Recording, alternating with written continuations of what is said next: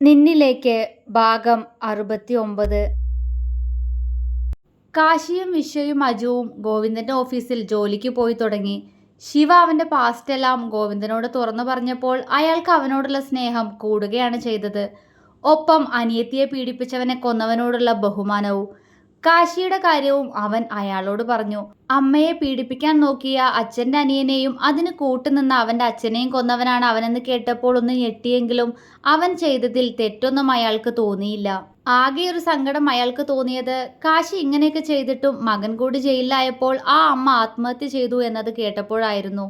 അയാൾ കാശിയെ ചേർത്തു പിടിച്ചു.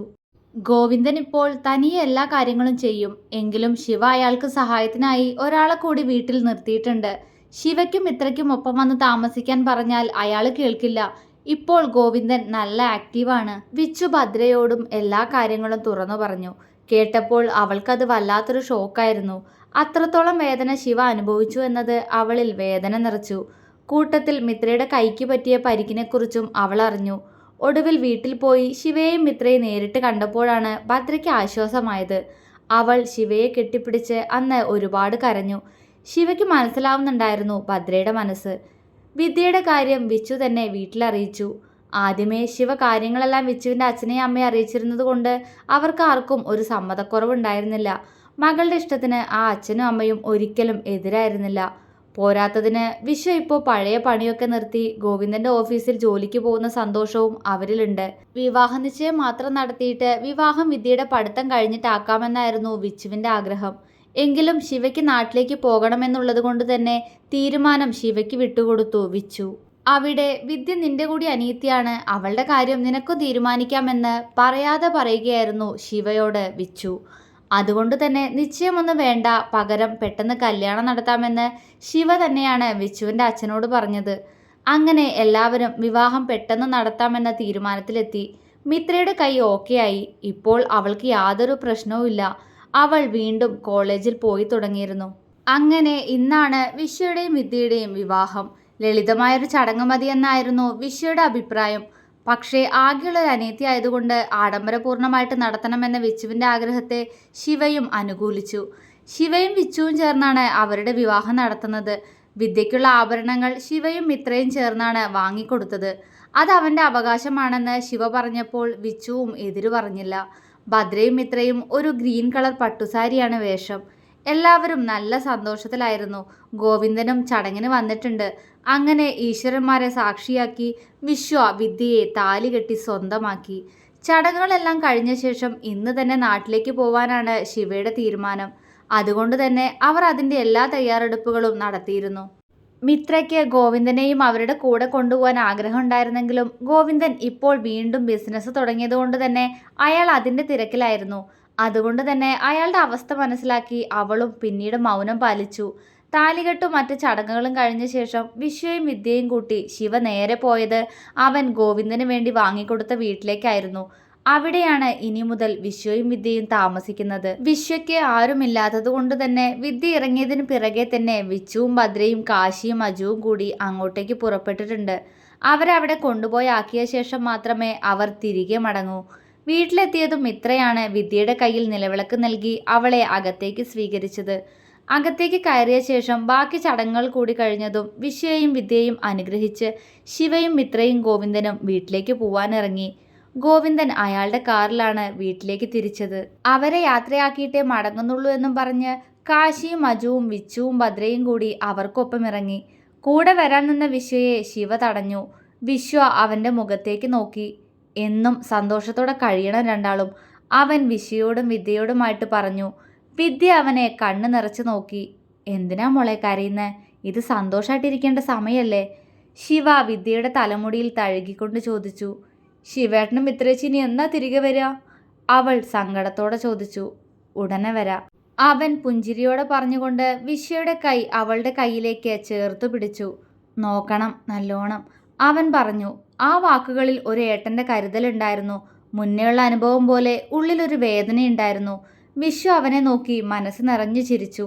താങ്ക്സ് ശിവ, നീ ഇല്ലായിരുന്നെങ്കിൽ ഞങ്ങളുടെ വിവാഹം ഇത്രയും വേഗം നടക്കില്ലായിരുന്നു, വിശ്വ പറഞ്ഞു. ശിവ ചിരിച്ചു. പോട്ടടാ, വിളിക്കാം. അതും പറഞ്ഞ് ശിവ തിരിഞ്ഞു നടന്നു.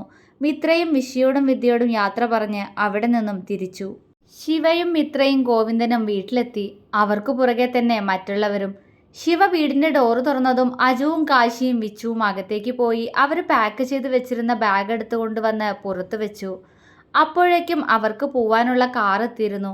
കാശിയും അജുവും ചേർന്ന് ബാഗ് എടുത്ത് കാറിൽ വെച്ചു. മിത്ര അത്രയും നേരം ഭദ്രയുടെ കയ്യിൽ കൈ കോർത്തു പിടിച്ച് നിൽക്കുകയായിരുന്നു. പതിയെ അവൾ ഭദ്രയുടെ കൈകൾ തന്നിൽ നിന്നും എടുത്തു മാറ്റി അകത്തേക്ക് കയറി. അവൾക്ക് പുറകെ പോവാനൊരുങ്ങിയ ഭദ്രയെ വിച്ചു തടഞ്ഞു വെച്ചു. വിച്ചേട്ട മിത്ര, അവൾക്ക് നല്ല വിഷമമുണ്ടെന്ന് തോന്നുന്നു ഇവിടുന്ന് പോവാൻ. ഭദ്ര പറഞ്ഞു. ഇത്രയും കാലം അവരിവിടെ ആയിരുന്നില്ലേ, അതുകൊണ്ടാ, വിച്ചു പറഞ്ഞു. ഭദ്ര തലയാട്ടി. മിത്ര അകത്ത് എല്ലായിടവും നടന്നു നോക്കി. വിവാഹം കഴിഞ്ഞ ശേഷം ആ വീട്ടിലേക്ക് വന്നത്. അപ്പുറത്തെ റൂമിൽ കിടന്ന അവളോട് ശിവ അവന്റെ റൂമിൽ കിടക്കാൻ പറഞ്ഞത്. അവന്റെ അവഗണന, പ്രണയം, അങ്ങനെയെല്ലാം ഒരു നിമിഷം അവളുടെ ഉള്ളിലൂടെ മിന്നിമാഞ്ഞു. കണ്ണുകൾ നിറഞ്ഞുപോയി. ഇത്രയും കാലം ജീവിച്ച വീട്, ഞങ്ങളുടെ സന്തോഷവും സങ്കടവും പ്രണയവും എല്ലാം അറിഞ്ഞ വീട്. അവൾക്ക് അവിടെ നിന്നും പോവാൻ തോന്നുന്നുണ്ടായിരുന്നില്ല. അവളുടെ കണ്ണുകൾ നിറഞ്ഞിരുന്നു. മുഖം ചുവന്നു വരുന്നുണ്ടായിരുന്നു. പെട്ടെന്ന് അവളുടെ തോളിൽ ഒരു കൈ അമർന്നു. മിത്ര കണ്ണ് നിറച്ചുകൊണ്ട് തിരിഞ്ഞു നോക്കി. എന്തു പറ്റി ശ്രീ? ശിവയായിരുന്നു അത്. ഒന്നുമില്ല ദത്തേട്ടാ, എന്തോ എനിക്ക് വല്ലാത്തൊരു സങ്കടം. നമ്മുടെ വീടല്ലേ, എങ്ങനെ ഇവിടെ വിട്ടു പോവും? അവൾ ഇടർച്ചയോടെ ചോദിച്ചു. ശിവ അവളെ അവനിലേക്ക് ചേർത്തു പിടിച്ചു. എന്തിനാ എൻ്റെ ശ്രീക്ക് ഇത്ര സങ്കടം? നമ്മൾ ഇങ്ങോട്ട് തന്നെ തിരിച്ചു വരും ശ്രീ. നമ്മുടെ ജീവിതവും നമ്മുടെ സന്തോഷം എല്ലാം ഇവിടെയല്ലേ, അതുകൊണ്ട് നമ്മൾ ഇങ്ങോട്ട് തന്നെ തിരിച്ചു വരും കേട്ടോ. പക്ഷേ കുറച്ച് നാൾ നമുക്കൊന്ന് മാറി നിൽക്കാം.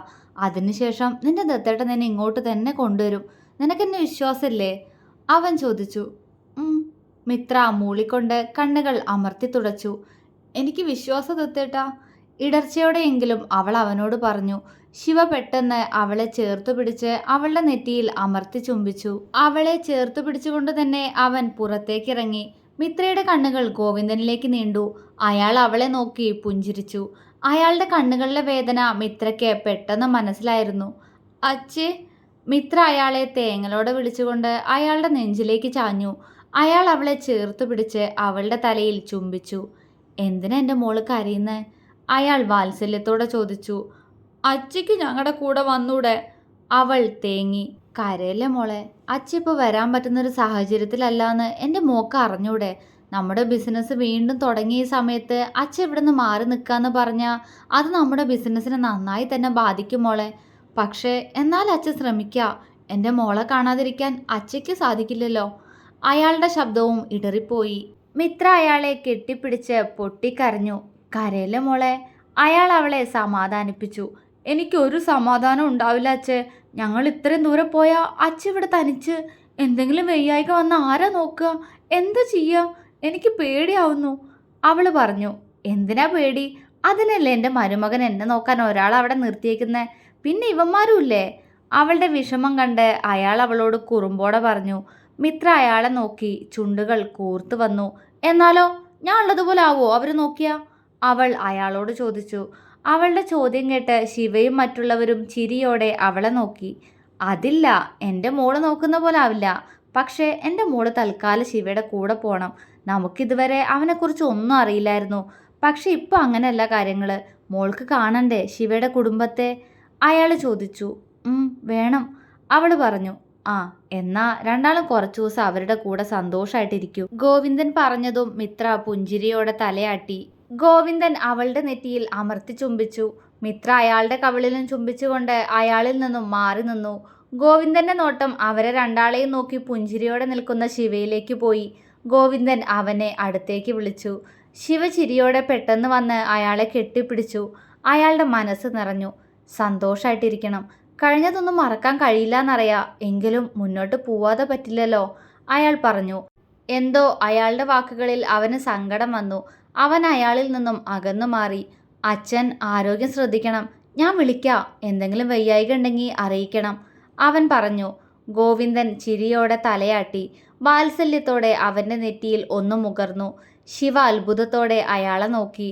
അങ്ങനെ ഒന്ന് അയാളിൽ നിന്നും അവൻ പ്രതീക്ഷിച്ചിരുന്നില്ല. അവൻ്റെ നോട്ടത്തിന് അർത്ഥം മനസ്സിലായതുപോലെ ഗോവിന്ദൻ പുഞ്ചിരിച്ചു. എനിക്ക് മിത്രേ നീയും ഒരുപോലെയാണ്. രണ്ടാളും പോയി വരൂ. എന്നെക്കുറിച്ച് ആലോചിച്ച് വിഷമിക്കരുത്. എനിക്കിപ്പോൾ ഒരു കുഴപ്പമില്ല, അയാൾ പറഞ്ഞു. ശിവ തലയാട്ടി. മിത്രയും ശിവയും കാശിയോടും അജുവിനോടും വിച്ചുവിനോടും ഭദ്രയോടുമെല്ലാം യാത്ര പറഞ്ഞ് കാറിലേക്ക് കയറി. മിത്രയ്ക്ക് ശിവയുടെ വീട്ടുകാരെ കാണുക എന്ന കാര്യത്തിൽ സന്തോഷമുണ്ടെങ്കിലും ഇവിടെ എല്ലാവരെയും കുറച്ച് ദിവസത്തേക്കെങ്കിലും പിരിയാൻ അവൾക്ക് വിഷമം തോന്നി. അവൾ കണ്ണു നിറച്ച് ഭദ്രയെ നോക്കി കാറിൽ തന്നെ ഇരുന്നു. എൻ്റെ ഭദ്രമോളെ, ഇനിയിപ്പോൾ ഇവളോട് പറയാതെ സർപ്രൈസ് ആക്കാന്ന് കരുതിയ കാര്യം ഇപ്പം തന്നെ അങ്ങോട്ട് പറഞ്ഞേക്ക്, അല്ലെങ്കിൽ പെണ്ണ് ആകെ കരഞ്ഞു കൊളാക്കും, ശിവ കുറുമ്പോടെ പറഞ്ഞു. ഭദ്ര ചിരിയോടെ തലയാട്ടി. മിത്ര സംശയത്തോടെ ശിവയെ നോക്കി. സർപ്രൈസോ? എന്ത് സർപ്രൈസ്? മിത്ര കണ്ണുകൾ അമർത്തി തുടച്ചു. നിന്റെ ഈ കരച്ചിലെല്ലാം നിന്റെ ദത്തേട്ടൻ ആദ്യം മനസ്സിൽ കണ്ടിട്ടുണ്ടാവും മിത്രമോളെ. അതാ നിനക്ക് ഇങ്ങനൊരു സർപ്രൈസ് ഇവൻ ആദ്യം പ്ലാൻ ചെയ്തത്, വിച്ചു ചിരിയോടെ പറഞ്ഞു. മിത്രയ്ക്ക് ഒന്നും മനസ്സിലായില്ല. ഭദ്ര മിത്രയുടെ കൈകളിൽ അമർത്തിപ്പിടിച്ചു. ഒരു 2-3 ദിവസം, അതിനുള്ളിൽ ഞാനും വിച്ചേട്ടനും കൂടി വരുന്നുണ്ട് ശിവേട്ടൻ്റെ വീട്ടിലേക്ക്, ഭദ്ര പറഞ്ഞു. മിത്ര അവളെ കണ്ണ് വിടർത്തി നോക്കി. സത്യം? അവൾ ചോദിച്ചു. സത്യം. ശിവേട്ടൻ ആദ്യം പറഞ്ഞിരുന്നതാ ഞങ്ങളോട് അങ്ങോട്ട് വരണമെന്ന്. നിന്നെ സർപ്രൈസ് ആക്കി ഒരു എൻട്രി നടത്താമെന്ന് കരുതിയപ്പോൾ നീ എല്ലാം കൊളാക്കി. ആ സാരല്ല എൻ്റെ മിത്രക്കുട്ട, നീ അവിടെ അങ്ങനെ ഒറ്റയ്ക്ക് അടിച്ചു പൊളിക്കണ്ട, ഞാനും വരും. ഭദ്ര കണ്ണിറുക്കി. മിത്ര സന്തോഷത്തോടെ ചിരിച്ചു. ഹാവൂ, ഒന്ന് ചിരിച്ചു കണ്ടു. അപ്പോൾ ഇനി പോവാലോ അല്ലേ? ശിവയാണ്. അവൾ ചിരിയോടെ മൂളി. അയ്യ, എന്താ അവളുടെ ഒരു സന്തോഷം, ഉണ്ടക്കണ്ണി. അവൻ അവളുടെ കവിളിൽ വിരൽ വെച്ച് ഒരു കുത്തു കൊടുത്തു. മിത്ര ചിരിയോടെ അവൻ്റെ നെഞ്ചിലേക്ക് ചാഞ്ഞു. എല്ലാവരോടും ഒരിക്കൽ കൂടി യാത്ര പറഞ്ഞ് പതിയെ അവർ തിരുവനന്തപുരത്തേക്ക് തിരിച്ചു. ഇനിയുള്ള കുറച്ചുനാൾ അവരുടെ ജീവിതം അവിടെയാണ്. ശ്രീ. കവിളിൽ തട്ടിക്കൊണ്ടുള്ള ശിവയുടെ ആർദ്രമായ ശബ്ദം കേട്ടാണ് അവൻ്റെ ഷോൾഡറിൽ തല ചായച്ചുറങ്ങുകയായിരുന്ന മിത്ര കണ്ണു തുറന്നത്. അവൾ പതിയെ ശിവയുടെ ഷോൾഡറിൽ നിന്നും അകന്നു മാറി അവൻ്റെ മുഖത്തേക്ക് നോക്കി. ശിവ അവളെ നോക്കി പുഞ്ചിരിച്ചു. സ്ഥലം എത്തിയോ ദത്തേട്ടാ? അവൾ ചോദിച്ചു. ആ എത്താറായടാ, അവൻ പറഞ്ഞു. അവൾ തലയാട്ടിക്കൊണ്ട് പുറത്തേക്ക് നോക്കി. ചുറ്റും ഇരുട്ട് വീണിരിക്കുന്നു. സമയം ഒരുപാടായോ? അവൾ സംശയത്തോടെ അവനെ നോക്കി. 7 മണി കഴിഞ്ഞു, അവൻ പറഞ്ഞു. മിത്ര മൂളിക്കൊണ്ട് അവനെ നോക്കിയിരുന്നു. വീടെത്തുന്തോറും അവൻ്റെ മുഖമാകെ മാറുന്നതുപോലെ ആ മുഖം ചുവക്കുന്നു. ഒരുപക്ഷെ കഴിഞ്ഞുപോയ മോശം നാളുകളെക്കുറിച്ചുള്ള ചിന്തയാവാം. മിത്ര പെട്ടെന്ന് അവൻ്റെ കയ്യിൽ ചുറ്റിപ്പിടിച്ച് അവൻ്റെ തോളിലേക്ക് ചാരിയിരുന്നു. ശിവ അവളെ നോക്കി. ഞാനില്ലേ? അവൾ പതിയെ പറയുന്നത് അവൻ കേട്ടു. ശിവയുടെ മനസ്സ് നിറഞ്ഞു. അവൻ താഴ്ന്നു വന്ന് അവളുടെ നെറുകയിൽ പതിയെ ചുംബിച്ചു. മിത്ര പുഞ്ചിരിയോടെ അവനെ നോക്കി. അല്പദൂരം കൂടി പോയതും ശിവ മുന്നോട്ടൊന്ന് നോക്കി. അവൻ്റെ നോട്ടം കണ്ടതും മിത്രയും അങ്ങോട്ട് നോക്കി. കാറിൻ്റെ ഹെഡ്ലൈറ്റിൻ്റെ വെളിച്ചത്തിൽ അവൾ കണ്ടു ഗേറ്റിൽ കൊത്തിയിരിക്കുന്ന പാലക്കൽ എന്ന പേര്. ഗേറ്റ് ചാരി വെച്ചിട്ടേ ഉള്ളൂ. ഡ്രൈവർ പെട്ടെന്ന് പുറത്തേക്കിറങ്ങി ഗേറ്റ് തുറന്നു. മുന്നിലെ കാഴ്ചയിൽ മിത്രയുടെ കണ്ണുകൾ വിടർന്നുപോയി. ഒരു മാൻഷൻ തന്നെയായിരുന്നു അത്. പല നിറത്തിലുള്ള ലൈറ്റ്സ് എല്ലാം തൂക്കിയിട്ട് അതിൻ്റെ ഭംഗി അപ്പോഴും എടുത്തു കാണുന്നുണ്ടായിരുന്നു.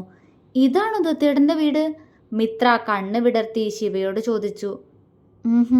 ഏഞ്ചലിൻ്റെ ഐശുവിൻ്റെ വീട്, അവൾ പറഞ്ഞത് തിരുത്തിക്കൊണ്ട് ശിവ പറഞ്ഞു. മിത്ര പുഞ്ചിരിച്ചു. അന്ന് സാഗർ അവനോട് അങ്ങനെയൊക്കെ പറഞ്ഞ സങ്കടം കൊണ്ടാണ് അവൻ ഇപ്പോൾ ഇങ്ങനെ സംസാരിക്കുന്നതെന്ന് മിത്രയ്ക്ക് പെട്ടെന്ന് മനസ്സിലായി. അതുകൊണ്ട് തന്നെ പിന്നീട് അവൾ ഒന്നും പറയാൻ പോയില്ല. അപ്പോഴേക്കും ഡ്രൈവർ വീണ്ടും കാറിലേക്ക് കയറി. കാർ മുന്നോട്ട് എടുത്തു കഴിഞ്ഞിരുന്നു. മാൻഷന്റെ മുന്നിലെത്തി ഡ്രൈവർ കാറിൻ്റെ ഹോൺ മുഴക്കിയതും മുന്നിലെ ഡോർ തുറക്കുന്നത് മിത്ര കണ്ടു. അവൾ ആകാംക്ഷയോടെ അങ്ങോട്ട് തന്നെ നോക്കിയിരുന്നു. ഒരു വെള്ള ജുബ്ബയും മുണ്ടുമണിഞ്ഞ് ഡോറ് തുറന്ന് പുറത്തേക്ക് ഇറങ്ങി വരുന്ന മനുഷ്യന് അവളുടെ ദത്തേട്ടൻ പറഞ്ഞ കഥയിലെ പപ്പയുടെ മുഖമാണെന്ന് തോന്നി മിത്രയ്ക്ക്. പക്ഷേ ആളെ കാണാൻ ചെറുപ്പം പോലെ. അവൾ അയാളെ തന്നെ നോക്കിയിരുന്നു. ആരെ ചായ? അപ്പോഴേക്കും ഒരു റെഡ് കളർ സാരി അണിഞ്ഞ ഒരു സ്ത്രീ അയാൾക്കടുത്തേക്ക് ഇറങ്ങി വന്നുകൊണ്ട് ചോദിച്ചു. മിത്രയുടെ കണ്ണുകൾ കൂടുതൽ തിളങ്ങി. അമ്മ. അവളുടെ ചുണ്ടുകൾ മൊഴിഞ്ഞു. അവൾ പറയുന്നത് കേട്ട് ശിവ അവളെ ഒന്ന് നോക്കി. അല്ലേ? അവൻ്റെ നോട്ടം കണ്ട് അവൾ ചോദിച്ചു. അവൻ മൂളി. ഇറങ്ങാ? അവൾ സന്തോഷത്തോടെ ചോദിച്ചു. വേണ്ട, തൽക്കാലം നീ ഇവിടെ ഇരിക്കേ, ഞാൻ ഇറങ്ങാം ആദ്യം. നിന്നെ വിളിക്കുമ്പോൾ മാത്രം ഇറങ്ങി വന്നാൽ മതി, ശിവ പറഞ്ഞു. മിത്രയുടെ മുഖമൊന്ന് മങ്ങിയെങ്കിലും അവൾ തല കുലുക്കി. ഇന്ന് ഇങ്ങോട്ട് വരുന്ന കാര്യം ആരെ ഞാൻ അറിയിച്ചിട്ടില്ല ശ്രീ. അതുകൊണ്ട് എന്നെ കണ്ടാൽ തന്നെ ഞെട്ടു അമ്മയൊക്കെ. അപ്പോൾ ആ സംസാരമൊക്കെ കഴിഞ്ഞ് അവരൊന്നുകൂടി ഞെട്ടിക്കണം എനിക്ക് നിന്നെ കാണിച്ചു കൊടുത്തോണ്ട്. അവളുടെ മുഖം മങ്ങിയത് മനസ്സിലാക്കിക്കൊണ്ട് ശിവ കുറുമ്പോടെ പറഞ്ഞു. മിത്രയുടെ മുഖം വിടർന്നു. അവൾ അവനെ പുഞ്ചിരിയോടെ നോക്കി. പൊക്കോട്ടെ ഞാൻ? അവൻ ചോദിച്ചു. അവൾ സന്തോഷത്തോടെ മൂളി. അവൻ പതിയെ ഡോറ് തുറന്നു. സാഗറും പാർവതിയും അവിടേക്ക് തന്നെ നോക്കി. എന്നാൽ ഡോറ് തുറന്ന് പുറത്തേക്കിറങ്ങി വരുന്ന ശിവയെ കണ്ട് സാഗറും പാർവതിയും ഞെട്ടി. ഇരുവരുടെയും കണ്ണുകൾ നിറഞ്ഞു. സാഗർ പെട്ടെന്ന് അത് മറച്ചു പിടിച്ചു. അയാൾ അവനെ ആകെ ഒന്ന് നോക്കി സ്നേഹത്തോടെ. ഒരു കറുത്ത ഷർട്ടും അതേ കരയുള്ള മുണ്ടുമാണ് അവന്റെ വേഷം. വർഷങ്ങൾക്കു ശേഷം അവനെ ആദ്യമായി അന്ന് കണ്ടപ്പോൾ ആകെ തളർന്നതുപോലെയായിരുന്നു അവന്റെ മുഖം. ആകെ മെലിഞ്ഞുകൊണ്ട്, കണ്ണുകൾ കുഴിഞ്ഞ്. അയാൾ ആ ശിവയെ ഒന്ന് ഓർത്തു നോക്കി. അന്ന് ഒരു കുട്ടിയെ സ്നേഹിക്കുന്നുണ്ടെന്ന് അവൻ പാറുവിനോട് പറഞ്ഞിരുന്നു. അവര് തമ്മിൽ ഇപ്പോൾ എന്തോ തെറ്റിലാണെന്നും.